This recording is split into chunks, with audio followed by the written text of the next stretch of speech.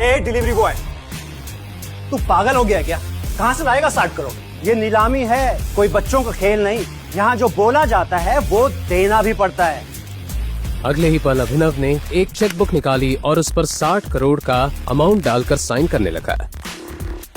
लगता है इस डिलीवरी बॉय ने जेल जाने की पूरी ठान रखी है। देखो कैसे धड़ल्ले से चेक साइन कर रहा है। मैनेजर साहब, आप इसका बैंक अकाउंट जरूर चेक करवा लेना।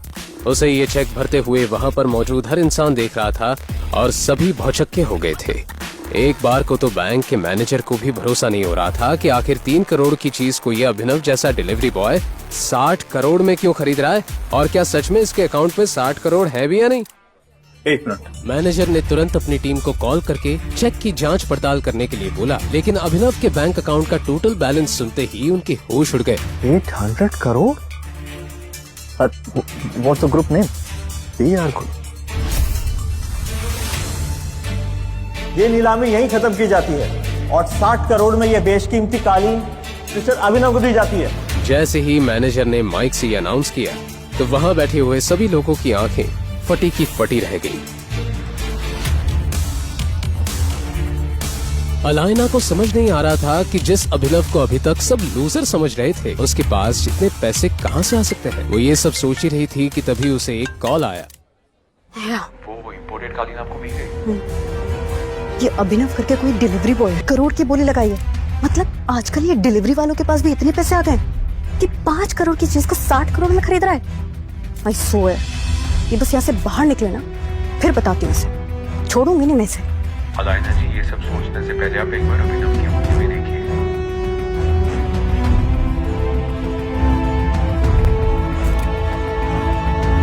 अलाइना घबराकर स्टेज की तरफ बढ़ी और जैसे ही उसकी नजर अभिनव के बाईं हाथ में पहनी हुई अंगूठी पर गई तो वो पूरी तरह से चौंक गई। उसकी आंखें फटी की फटी रह गई और उसने चौंकते हुए कहा,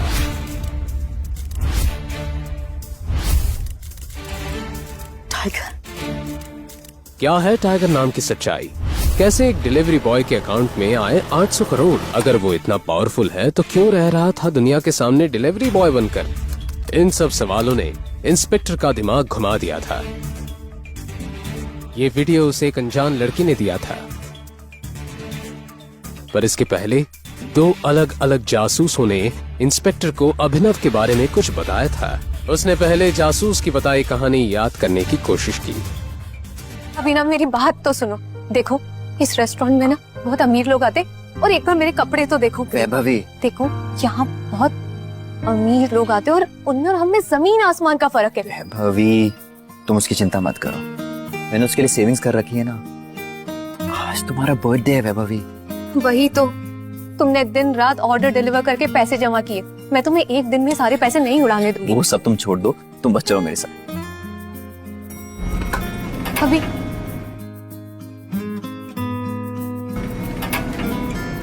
रुको, मैं टेबल के लिए देखता हूँ। वैभवी अभिनव को रोकने के लिए उसके पीछे पीछे भागी और जल्दी जल्दी में एक अमीर आदमी से टकरा गई और उस अमीर आदमी के महंगे सूट पर वाइन गिर गई। Are you blind? I'm so sorry sir। Manager, तो अंदर किसने आने दिया? I'm so sorry sir। इस सूट की कीमत पता है? 20 लाख रुपए, 20 lakh rupees. I'm so sorry sir। मुझसे बहुत बड़ी गलती हो गई। मैं इसी वक्त यहाँ से चली जाऊँ। तुम्हें क्या लगता है मैं तुम्हें ऐसे ही जाने दूंगा? 20 लाख का सूट है, 20 लाख दो और यहाँ से चली जाओ, वरना क्या?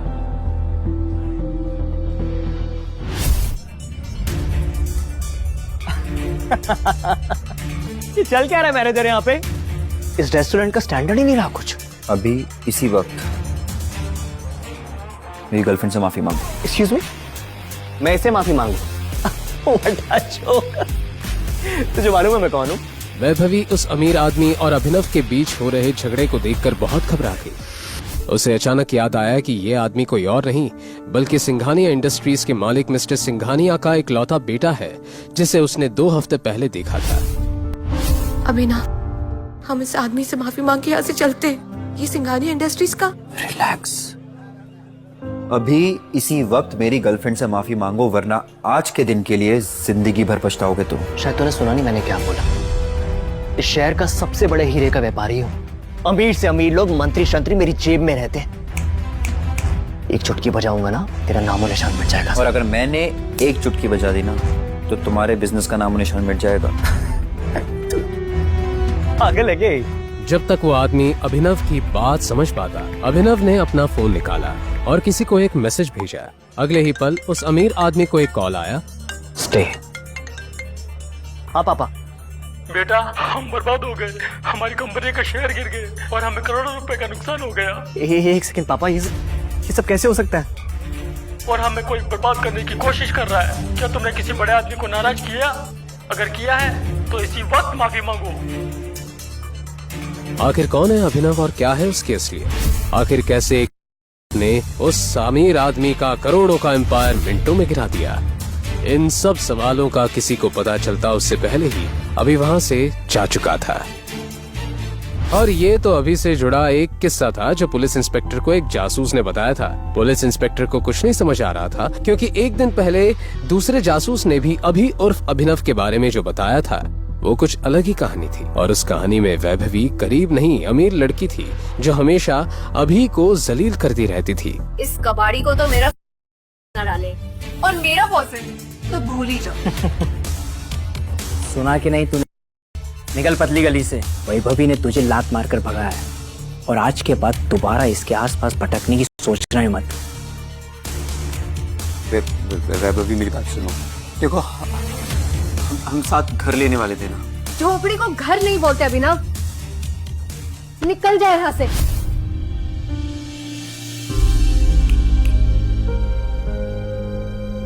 अभिनव की आंखों के सामने उसकी गर्लफ्रेंड वैभवी किसी और की हो गई। उसे यकीन नहीं हो रहा था कि पैसों के लिए वैभवी उसे इस कदर धोखा देगी। उसका सीना दर्द से फटा जा रहा था। अभिनव पूरी रात सड़क पर शराब पीता रहा और अपनी किस्मत को कोसने लगा। हे भगवान, वो जन्नत को इससे बेहतर तो उठा ही लेता। अभिनव नींद और नशे में बेसुध था। एक कार के सामने आने ही वाला था कि इतने में कार के ड्राइवर ने ब्रेक लगा दिए। उस कार में गुड़गांव का अमीरजादा सनी सिंह बैठा था।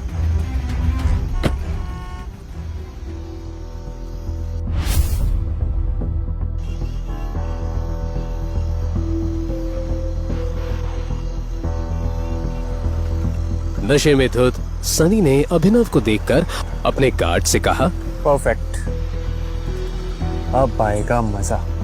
इसे उठाकर ना गाड़ी की डिक्की में डालो। मगर बॉस, ये आदमी जितना कहा है उतना करो।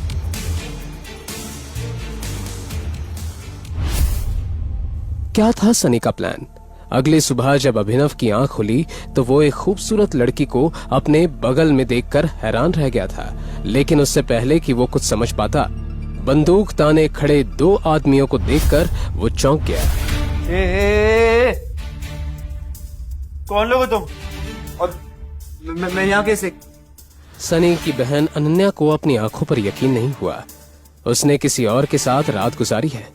अनन्या, ये शराबी है तुम्हारी पसंद? दादाजी, मैंने कुछ नहीं किया, मेरा यकीन कीजिए। मैं इसे जानती तक नहीं, मुझे नहीं पता ये यहाँ कैसे आ गया। अनन्या, तुम इस घर के नियम तो बखूबी जानती हो ना? आज से ये लड़का हमारा दामाद हुआ। दादाजी बस। अगर तुमने कोई नियम तोड़ा, तुम्हारे नाम होने वाली कंपनी सनी के नाम हो जाएगी।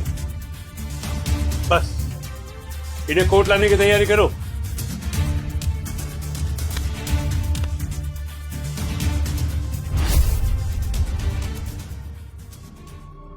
हाथों हाथ जबरदस्ती अभिनव और अनन्या को कोर्ट रजिस्ट्रार के सामने पेश करवा शादी करवा दी गई।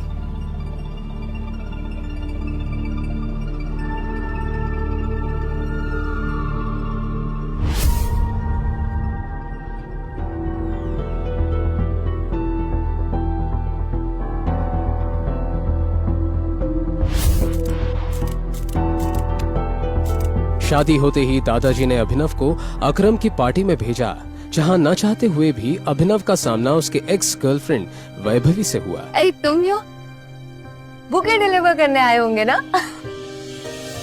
तुम्हें इस लेविश पार्टी में देखकर ना मुझे उल्टी सी आ रही है। वैभवी अपने मुंह से कुछ और आग उगलती उससे पहले अभिनव के पीछे से उसकी बीवी अनन्या की आवाज आई। बेबी,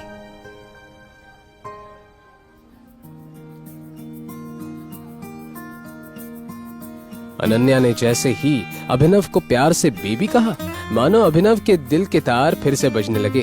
कहाँ रह गए थे? दादाजी बुला रहे तुम्हें, चले? वो अनन्या की ओर आकर्षित होने लगा था। ज्यादा खुश होने की कोई जरूरत नहीं है। मेरी इन्वेस्टर्स इस पार्टी में है और उन्हें पता है कि हमारी शादी हो गई है। सो केक मेरे हाथ से अभिनव। हाय। अभिनव ने हाथ मिलाने के लिए जैसे ही अपना हाथ बढ़ाया, उस इन्वेस्टर की नजर अभिनव की उंगली में पहनी एक रिंग पर गई जिसमें टी लिखा हुआ था। उस इन्वेस्टर के पसीने छूट गए और वो बोला, ये नहीं हो सकता, इट्स इम्पॉसिबल। अनन्या की कंपनी में इन्वेस्ट करने आए 1000 करोड़ की कंपनी के मालिक अभिनव के सामने अपने घुटनों पर बैठ गया और बोला, हमारे 18 सालों की खोज खत्म हुई टाइगर। थैंक यू वापस आने के लिए। क्यों एक मामूली से डिलीवरी बॉय को इन्वेस्टर्स टाइगर बुला उसके सामने घुटने टेक बैठ गए? ऐसी कौन सी दुश्मनी थी जिसकी वजह से सनी ने अपनी ही बहन के चरित्र पर इतना बड़ा दाग लगाया? क्या अभिनव का कोई राज था? क्या होगा जब अनन्या के सामने खुलेंगे सच के भयानक पन्ने? आखिर कौन है टाइगर? शाम को लगातार बजती घंटी की आवाज ने अभिनव को जगा दिया। दरवाजे पे उसकी बीवी अनन्या थी। उसने अभिनव के बिखरे हुए बाल और सिलवटों वाले कपड़े देखकर तुरंत ही उससे पूछा, तुम वापस कब आए? क्या तुम पूरे दिन से घर में सो रहे हो? नहीं, मैं तो दोपहर को आ गया था। वैसे तुम्हें तुम्हारे भाई का कॉल आया है क्या आज? नहीं तो वो मुझे कॉल क्यों करेगा?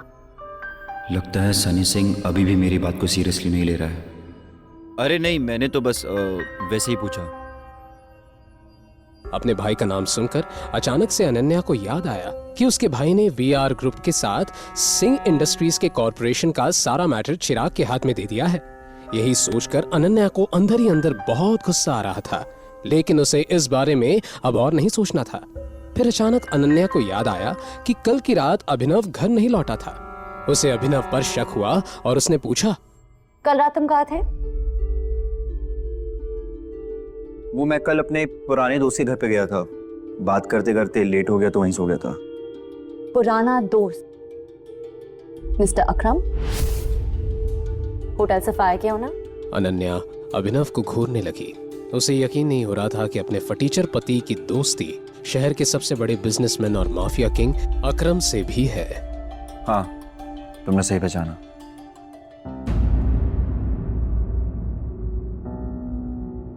हालांकि मैं ये नहीं जानती कि तुम मिस्टर अकरम को कैसे जानते हो, लेकिन अगर तुम मुझे बता रहे हो कि पूरी रात तुम मिस्टर अकरम से बातें कर रहे थे, तो मुझे इस बात पर बिल्कुल भरोसा नहीं है। ये बोलने के बाद अनन्या ने टीवी का रिमोट उठाया और टीवी ऑन करते हुए बोली, वैसे मिस्टर अकरम किस टाइप के इंसान है? मतलब? क्या उनके पास इतना टाइम है कि पूरी रात तुम्हारे साथ बातें करें? तुम्हें क्या लगता है तुम मुझे कुछ भी कहोगी और मैं मान लूंगी? एनीवे, मुझे भूख लगी है, मेरे लिए कुछ खाना बना।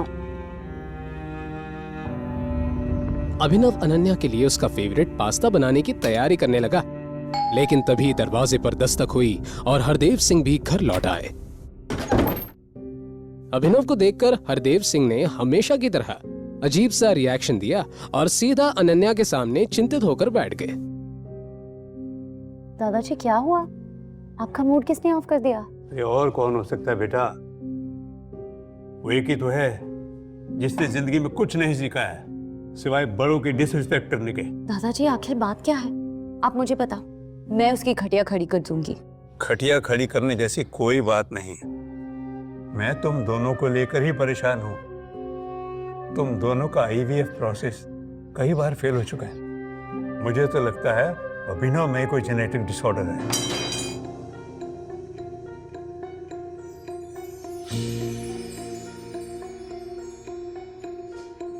एक तो अनाथ है, परिवार का आता पता नहीं।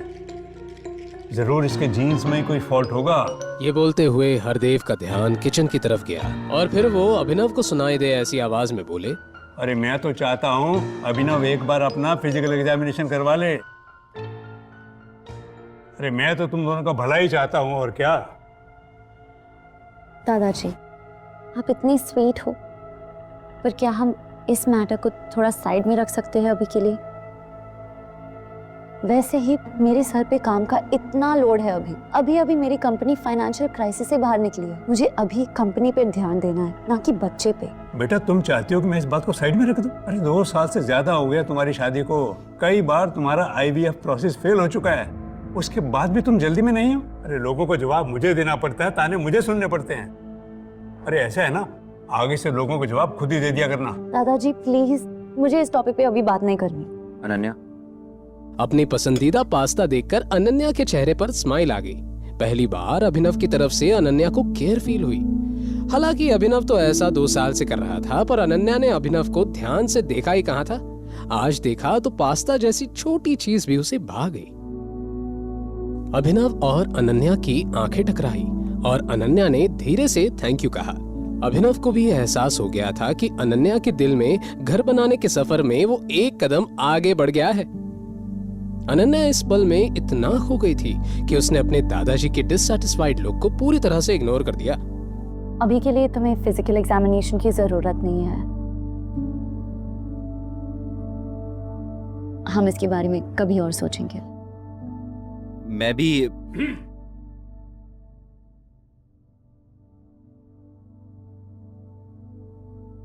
ठीक है, जैसे तुम बोलो। अभिनव अपनी खुशी पूरी तरह जाहिर नहीं कर पाया। ये बहुत बड़ा दिन था। अनन्या ने अभिनव के लिए अपने दादाजी के सामने स्टैंड लिया, वो भी इतनी बड़ी बात पर। उसे मामला बनता दिख रहा था।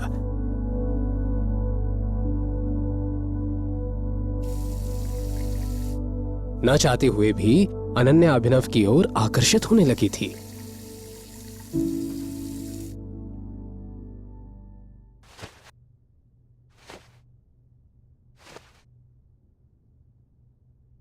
अनन्या, अगर कल तुम्हें तुम्हारे भाई का कॉल आए, वो BR ग्रुप के साथ सिंह इंडस्ट्रीज की कॉर्पोरेशन की बात करे, तो तुम एकदम से हाँ मत कहना। मतलब थोड़ा सा टाइम लेना, उससे भी तो तुम्हारी इंपॉर्टेंस पता चलनी चाहिए ना। तुम पागल हो गए हो? सनी भैया ने सब कुछ चिराग को दे दिया। BR ग्रुप के साथ सारा कॉर्पोरेशन अब वही हैंडल करेंगे, उन्हें मेरी क्यों जरूरत पड़ेगी? और तुम ना, तुम्हें कुछ पता ही नहीं चलता, बस फालतू की बातें करते रहते हो। अनन्या, बस तुम याद रखना, अगर कॉल आए तो एकदम से हाँ मत कहना। Good night. सो जाओ। अपनी बात कहने के बाद अभिनव सो गया। जैसे तैसे अनन्या ने अपने आप को संभाला और लाइट बंद करने के बाद वो भी सो गई। अगले दिन जब अनन्या अपने काम से घर से निकल गई तो उसके पीछे पीछे अभिनव भी होटल सफायर की तरफ निकल पड़ा। अभिनव ने अपनी असली पहचान सबसे छुपा कर रखी थी। सिंह परिवार के लिए वो सिर्फ एक मामूली डिलीवरी बॉय और नाकारा घर जमाई था, पर असल में वो अंडरवर्ल्ड की सबसे शक्तिशाली कंपनी द माफिया किंग का नया बॉस बन चुका था। अंडरवर्ल्ड की दुनिया में लोग उसे टाइगर के नाम से जानते थे।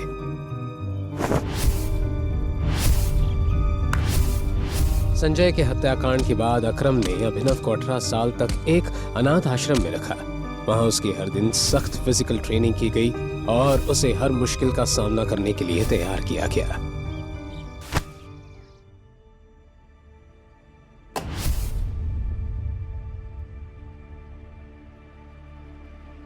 इस कंपनी की बुनियाद उसके पिता संजय ने रखी थी, लेकिन संजय के देहांत के बाद कंपनी की जिम्मेवारी उनके वफादार साथी अकरम के कंधों पर आ गई। जब अकरम को लगा कि अभिनव काबिल हो चुका है, तब उसने उसे माफिया किंग के गद्दी पर बैठाया, लेकिन अपनी असली पहचान सबसे छुपाने की एक शर्त भी रखी।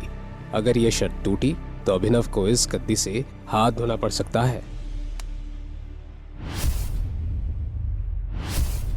वैसे ऑफिस का आरामदायक माहौल, खासकर जॉब, आपके अंडर एक एफिशिएंट सेक्रेटरी हो जो सब कुछ कर ले और आपको कुछ करने की जरूरत ना पड़े, तो आपको और मजा आने लगता है।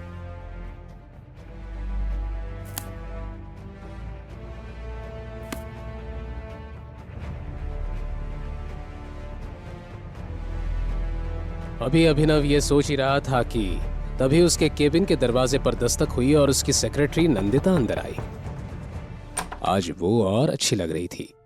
लेकिन इस बार नंदिता ने अभिनव को उसे ज्यादा समय तक देखने का मौका नहीं दिया और तुरंत ही बोली, टाइगर, सिंह फैमिली ने बीआर ग्रुप पार्टनरशिप की बात करने के लिए किसी को भेजा है। उनका नाम चिराग है।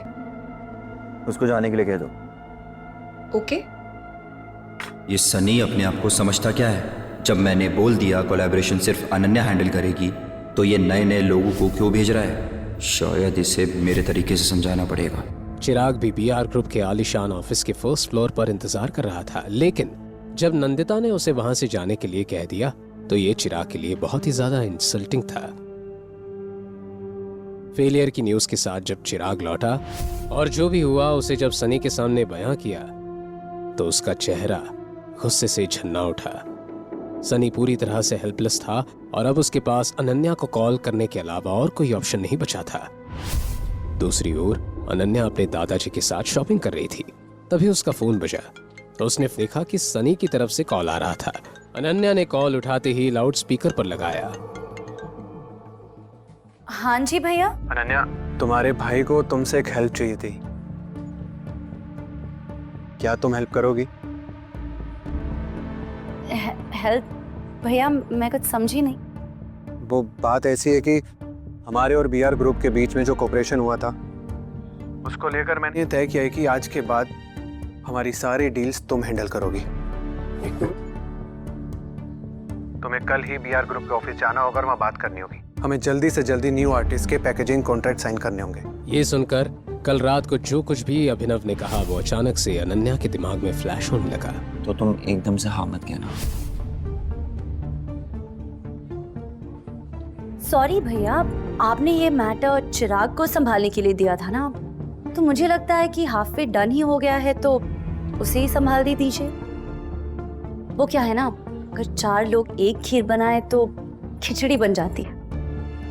चलिए भैया, मेरे पास और भी बहुत काम है, बाद में बात करती हूँ। ये तुम क्या कर रही हो बेटा? तुम्हें पता भी इसके कॉन्सिक्वेंसेस क्या हो सकते हैं? हरदेव के हिसाब से अनन्या ने हाथ आई एक अच्छी अपॉर्चुनिटी ठुकरा दी थी। सनी ने तो सामने से ही कॉल किया था और रिक्वेस्ट की थी, लेकिन अनन्या ने तो पल्ला ही झाड़ दिया।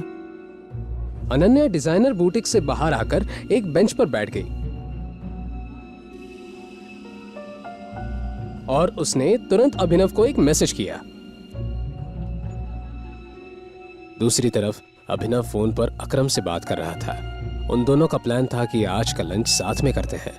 जैसे ही अभिनव ने फोन रखा वैसे ही उसने देखा कि अनन्या ने उसे मैसेज किया है। अभी थोड़ी देर पहले भैया का कॉल आया था। वो मुझे कह रहे थे कि बीआर ग्रुप के साथ अब मुझे ही कॉर्पोरेशन करना है। मैंने उन्हें मना कर दिया। अब मुझे क्या करना चाहिए? जब अभिनव ने ये मैसेज पढ़ा तो उसका दिल खुशी के मारे गार्डन हो गया था।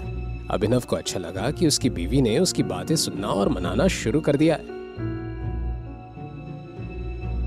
अब तुम्हें थोड़ा इंतजार करना चाहिए और परेशान मत हो। आज नहीं तो कल तुम्हारे भैया तुम्हें दोबारा कांटेक्ट करने की जरूर कोशिश करेंगे, लेकिन तुम्हें तब तक अग्री नहीं करना है जब तक वो तुमसे तुम्हारे फायदे की बात ना करें।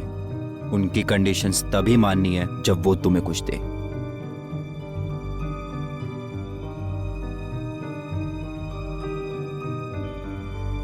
आज बहुत दिनों बाद अभिनव की मुलाकात अकरम से हो रही थी।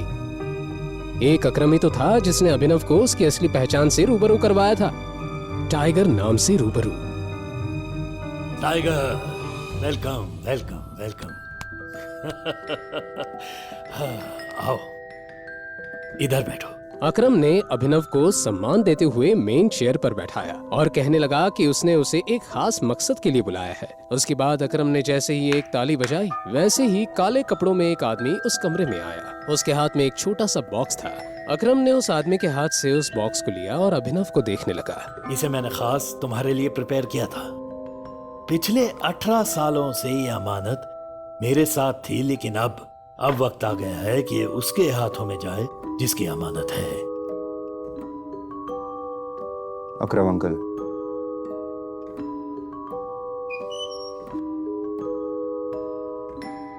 मैं ये अमानत नहीं ले सकता। स्पेशली मैंने तुम्हारे लिए इसे ढूंढा है और वक्त आने पर ये तुम्हारे बहुत काम आएगी। जैसे ही अकरम के मुंह से ये शब्द बाहर आए वैसे ही उसका फोन बजने लगा। हेलो। फोन उठाने के बाद अकरम के एक्सप्रेशंस कुछ ज्यादा ही सीरियस हो गए थे। ठीक है, देखता हूं मैं। टाइगर, आई एम सॉरी, लेकिन मुझे लग रहा है तुम्हें लंच अकेले ही करना पड़ेगा। मुझे एक बहुत जरूरी काम आ गया है और उसे सेटल करने जाना है। लेकिन तुम मेरा ये गिफ्ट एक्सेप्ट करो। हाँ, इसे तुम मेरी तरफ से अपने बर्थडे का एडवांस गिफ्ट समझो। मैं समझ गया, आप जाइए अपना काम कीजिए और इसे मैं एक्सेप्ट करता हूँ। Thank you in advance. ठीक है टाइगर, हम जल्दी साथ में लंच करेंगे। ओके। यही बोलते हुए अकरम उस कमरे से निकल गया। अभिनव की नजर उस छोटे से बॉक्स पर अटकी हुई थी।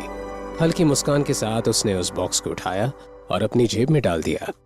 लंच में हर वैरायटी का खाना था, लेकिन अकरम का ऐसे जल्दबाजी में वहां से चले जाना अभिनव के लिए चिंता का विषय बन गया था। पता नहीं अकरम अंकल को अचानक से क्या काम आ गया। उम्मीद करता हूँ कि छोटा सा मैटर हो और आसानी से वो उसे सॉल्व कर ले। अपना लंच खत्म करने के बाद अभिनव अपनी एक इलेक्ट्रिक स्कूटर पर सीधा घर की तरफ निकल पड़ा। घर पहुंचने के बाद जैसे ही उसने उस बॉक्स को खोला, वैसे ही उसमें से एक अलग तरह की खुशबू आने लगी। उस खुशबू को सूंघकर अभिनव का दिमाग हिल गया था। उसकी स्मेल उसे काफी लुभावनी लग रही थी। उस बॉक्स में एक कैप्सूल थी। उसे देखकर अभिनव के मन में कई तरह के सवाल नाचने लगे थे। क्या है ये? क्या ये सच में कोई दवाई है? क्या सच में इसे खाने के बाद शरीर में ताकत आ जाएगी? लेकिन ये कोई जड़ी बूटी वाली पिल की तरह लग रही है। कहीं ऐसा तो नहीं अकरम अंकल को किसी ने बेवकूफ बना दिया हो? अभिनव ने तय किया कि वो उस दवाई को लेगा।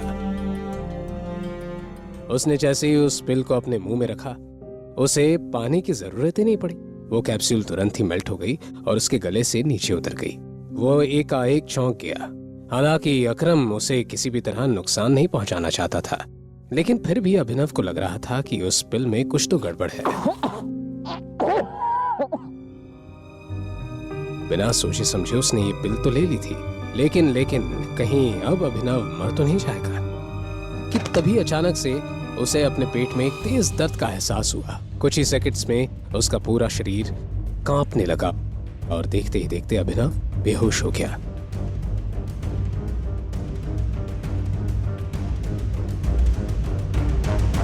जब उसकी आंख खुली तो लगभग रात हो गई थी।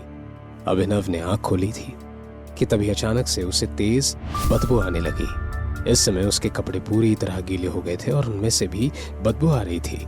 वो काफी डिस्गस्टिंग लग रहा था। अभिनव के पास सोचने का बिल्कुल टाइम नहीं था। वो शावर लेने के लिए बाथरूम चला गया।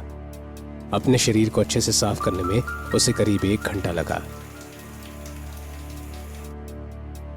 नए कपड़े पहनकर वो बाथरूम से बाहर आए। बेहोश होने के बाद जिस जगह पर वो गिरा, उस जगह पर येलोइश कलर का लिक्विड जम गया था। वहां से और भी ज्यादा बदबू आ रही थी और उसे साफ करने में अभिनव को और आधा घंटा लगा। अकरम अंकल को किसी ने बेवकूफ ही बनाया है। ताकत वाकत तो छोड़ो, दर्द अलग दे दिया है, ऊपर से ये बदबू। मुझे तो अभी ये भी नहीं पता कि इस दवाई के और कितने साइड इफेक्ट्स होंगे। जैसे ही कमरे की सफाई हुई, वैसे ही अनन्या और हरदेव घर आ गए। अच्छी शॉपिंग होगी ना आज, है ना? और टाइम पर भी हो गए, एकदम टाइम पर। तुमने खाना बना दिया? दरअसल मुझे काम था तो मैं खाना नहीं बना पाया। मैं सोचता था क्यों नहीं आज हम बाहर खाना खाने चल रहे हैं। अच्छा, आज से पहले तो ऐसे बहाने सुनने को मिले नहीं थे। सारा दिन घर पर रहते हो, काम धाम करने को कुछ है नहीं। लगता नहीं आजकल साहबजादे कुछ ज्यादा बिजी रहने लगे हैं। अनन्या को भी अभिनव की बात कुछ हजम नहीं हुई, लेकिन अभी कुछ दिनों से अभिनव का बदला रूप देखकर अनन्या अभिनव से चिढ़ नहीं सकती थी। इसलिए अनन्या ने कहा, एक्चुअली दादाजी, मैं भी सोच रही थी कुछ दिनों से क्यों ना हम खाना खाने बाहर चले।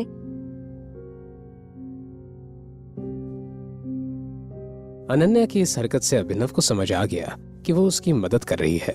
अभिनव का दिल गार्डन हो गया। अभिनव, ये सब क्या चल रहा है? रिस्पॉन्सिबिलिटी भी कोई चीज होती है। तुम हमेशा से खाना बनाते हो, आजकल तुम्हें क्या हो गया है? और ये एक्सक्यूजेस देना बंद करो। ठीक है, परसों सनी भैया का बर्थडे है। 2 दिन के अंदर उनके लिए एक अच्छा गिफ्ट लाना है, सस्ता सामान नहीं, और 1000 बार सोच लेना खरीदने से पहले, नहीं तो हमेशा की तरह मुझे एम्बैरेस होना पड़ेगा। रंगरेज रेस्टोरेंट, सनी सिंह के जन्मदिन वाला दिन। अभिनव, अनन्या, हरदेव सभी वेन्यू पर अलग अलग पहुंचने वाले थे क्योंकि सभी को सनी के लिए तोहफे लेने थे।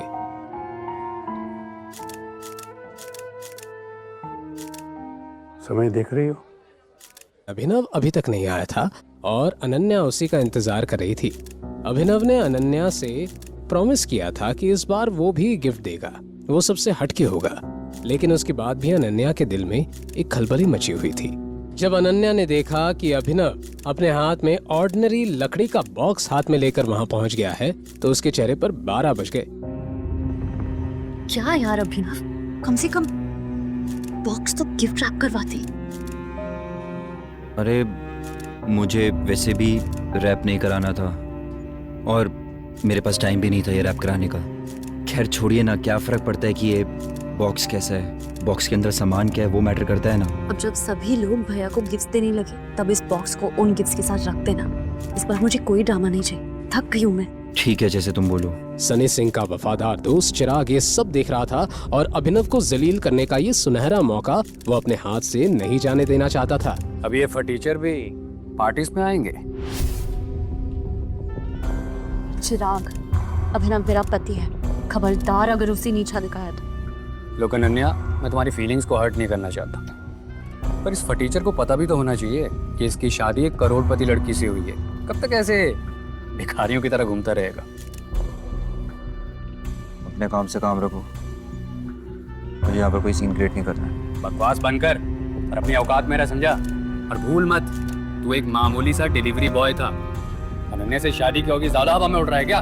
उससे कोई फर्क नहीं पड़ता है मैं जितना मर्जी यूजलेस हूँ, लेकिन तुझसे काफी बेटर हूँ, जिससे बीआर कंपनी ने कचड़े की तरह अपने ऑफिस से बाहर निकाल दिया था। मामला कुछ ज्यादा ही गर्म हो गया था। चिराग शहर के बड़े बड़े गुंडों के साथ में भी उसका अच्छा खासा उठना बैठना था, लेकिन उसके बाद भी उसने चिराग से पंगा ले लिया। हो गया कल जा, आज की रात अभिनव के लिए अच्छी नहीं जाने वाली।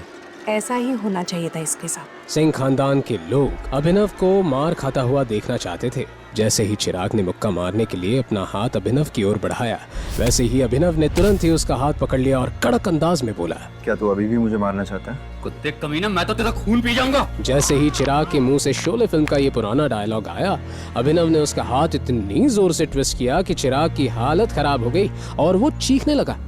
मुझसे बहुत नफरत है ना, घिन आती है मुझसे, तो मेरा हाथ तुझे लगेगा तो खुद से भी घिन आएगी। अपनी ताकत का ऐसा अंजाम देखकर अभिनव खुद चौंक गया था। इतनी ताकत अचानक उसमें कैसे आई? कहीं ये अकरम से मिली कैप्सूल का कमाल था? दूसरी तरफ चिराग दर्द से छटपटाते हुए जमीन पर पड़ा था। ये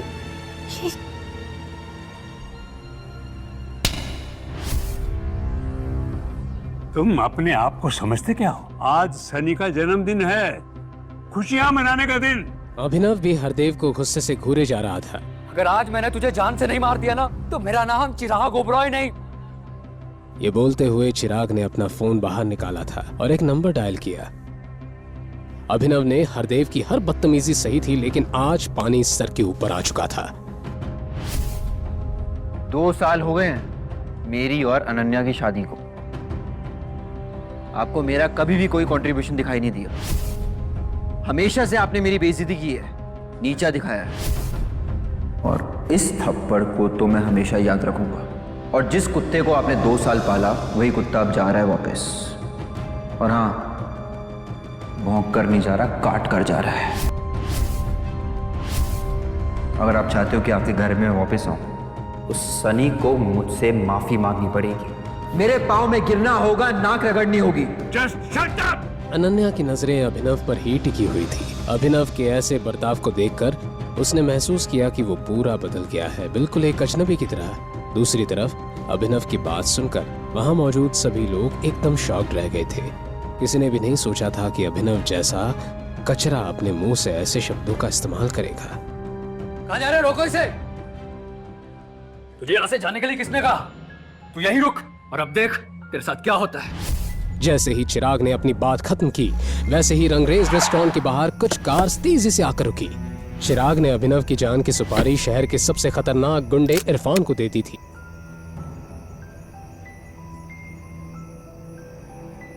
अपने आदमियों के साथ इरफान गुस्से से जैसे ही अंदर आया, चिराग ने उससे कहा, इरफान भाई फाइनली आप आ गए।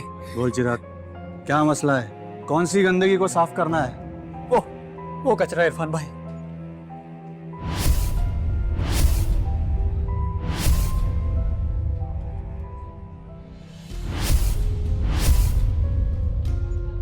तो तुम हो जिसने मेरे भाई को मारा है। जिस कुत्ते को भौंकने की आदत हो उसे सबक नहीं सिखाना चाहिए क्या? बेटा, तुम अभी जवान हो, तुम्हारे खून में बहुत गर्मी है, समझ सकता हूं, पर क्या तुम्हें यह बात पता है कि मुझसे आज तक इस तरह किसी ने बात नहीं की? मुझे कोई फर्क नहीं पड़ता लोग आपसे किस तरह बात करते हैं। अगर आपने मुझसे इस तरह से बात करी तो बहुत रिग्रेट होगा आपको। लड़के, कसम से तेरे में बहुत एरोगेंस है। अब तेरे जैसे छोटे इंसान के सामने मैं एरोगेंट भी नहीं हो सकता क्या? अभिनव के चेहरे पर ना तो कोई डर था और ना ही कोई शिकन। ऐसा लग रहा था जैसे उसके शरीर में कोई भूत आ गया था।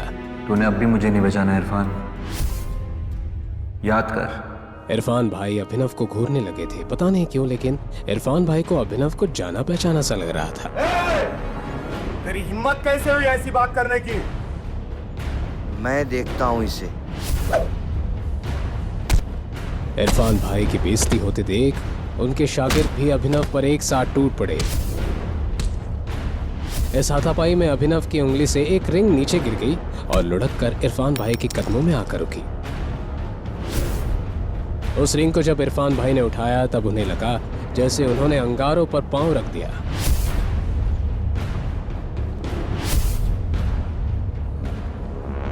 वो तुरंत अभिनव के पैरों में गिर गए और कहने लगे, टाइगर, मुझे माफ कर दो टाइगर, मेरे से बहुत बड़ी भूल हो गई। क्या अब अभिनव का राज सबके सामने आने वाला है? क्या अब उसे अपनी असली पहचान सबको बतानी पड़ेगी? क्या अभिनव इरफान को माफ कर देगा? क्या होगा जब चिराग को अभिनव की असलियत पता चलेगी? आखिर बीआर ग्रुप से अभिनव का क्या ताल्लुक है? क्या अकरम ने दी हुई पिल का कोई साइड इफेक्ट होगा? अनन्या द्वारा किए गए सवाल का जवाब अभिनव देता। उससे पहले ही उसकी आंख खुली और उसने खुद को अपने घर में पाया। ये सिर्फ एक सपना था, लेकिन अभिनव को इस बात पर भरोसा नहीं हो रहा था। अभिनव अपने घर पर इसलिए सो रहा था क्योंकि अनन्या को बिल्कुल पसंद नहीं था कि वह सुबह उठकर अभिनव का चेहरा देखे। अभिनव के पापा संजय की मौत जो एक साजिश थी, उसके बाद से वह काफी अकेला हो गया था। अपने पापा की मौत के पीछे जो आदमी था उसका चेहरा उसे अच्छी तरह याद था। आज उठकर अभिनव को अकरम से मिलने जाना था। अभिनव जल्दी से तैयार होकर जब अकरम के पास पहुंचा तो अकरम उसे देखकर काफी खुश हो गया और कहा, आखिरकार हमने तुम्हें ढूंढ ही लिया टाइगर। टाइगर? हाँ, मैं पिछले 18 सालों से तुम्हें ढूंढ रहा हूं। तुम हमारे टाइगर हो, हमारे इस हजारों करोड़ के बिजनेस एम्पायर के वारिस जिसे हम तीनों दोस्तों ने मिलकर शुरू किया था। मैं, तुम्हारे पापा संजय और राणा अग्निहोत्री। इतना कहते ही अकरम ने दीवार पर टंगी एक तस्वीर की तरफ इशारा कर दिया जिसमें संजय, अकरम और राणा तीनों मौजूद। राणा को देख अभिनव को झटका लगा। उसकी आंखों के सामने वो दिन फिर से हरा हो गया जो वो हर सुबह देखकर उठता था। उस रात अभिनव के पिता को जिस आदमी ने गोली चलाई थी वो राणा था। दोस्त होने के बावजूद राणा ने अभिनव के पिता के साथ गद्दारी की थी। अभिनव की आंखें चिंगारी सी लाल हो गई। ये देख अकरम ने पूछा, क्या हुआ? तुम इतने गुस्से में क्यों हो? नहीं, मैं ठीक हूं। आपको मुझसे कुछ बात करनी थी ना? हाँ, मैं तुम्हें हमारी कंपनी द माफिया किंग के बारे में कुछ बताने वाला था। हम तीनों ने मिलकर द माफिया किंग को खड़ा किया था, जिसके नाम से पॉलिटिशियन, सेलिब्रिटी और इस देश का बड़े से बड़ा आदमी कांपता था। पर तुम्हारे पापा के जाने के बाद सब बिखर गया। इस बीच हमारे कुछ दुश्मन भी पैदा हो गए। उनमें से एक दुश्मन है दिग्पाल छिंगावत। वो सालों से तुम्हें ढूंढ रहा है। वो तुम्हें मारकर हमारा नामो निशान मिटा देना चाहता है। फिलहाल द माफिया किंग का सारा काम राणा का बेटा मोंटी संभाल रहा है, लेकिन अब से कंपनी के कुछ फैसले तुम्हारे हाथों में होंगे। अपने पिता के काम को अब तुम्हें ही आगे बढ़ाना है टाइगर। ये सुनते ही अभिनव हैरान हो गया। कल तक उसकी जेब में 100 रुपये भी नहीं थे और आज अचानक वो हजारों करोड़ की कंपनी का मालिक